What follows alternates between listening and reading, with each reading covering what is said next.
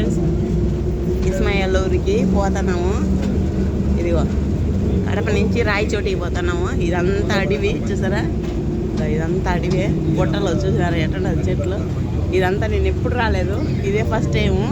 ఇస్మాయిల్ పుణ్యంగా పోతున్నాము వాళ్ళ ఇంటికి ఎత్తుక్కుంటా. ఎందుకంటే శిల్ప వాళ్ళ ఊరి దగ్గరలో అన్నమాట. శిల్ప ఏమో ఇప్పుడు తిరుపతిలో పోయి చేరిపోయింది. ఇప్పుడు తను అక్కడ లేదు, రాయచోటి దగ్గర వాళ్ళ ఇల్లు, కానీ అక్కడ లేదు, తిరుపతికి వచ్చేసింది అనమాట. బస్సులో పోతా ఉన్నాము. చూసారా అంత అడవిలే.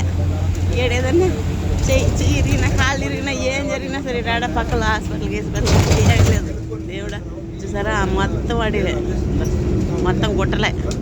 పోతున్నాం ఒక గంట పడుతుంది అనుకుంటా జర్నీ. అందులో బస్సులో లాస్ట్లో కూర్చున్నాము.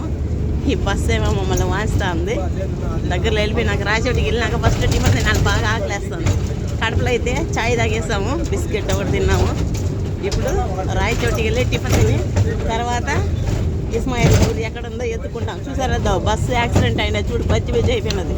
గుట్టలమ్మడే పోతా అన్నాం. మన తిరుగులాగా ఎట్టుంటుందో సేమ్ అదేలాగా చూసినారా కింద. ఇదిగో మొత్తం గుట్టలే, గుట్ట పైకి ఎక్కుతుంది ఇప్పుడు బస్సు.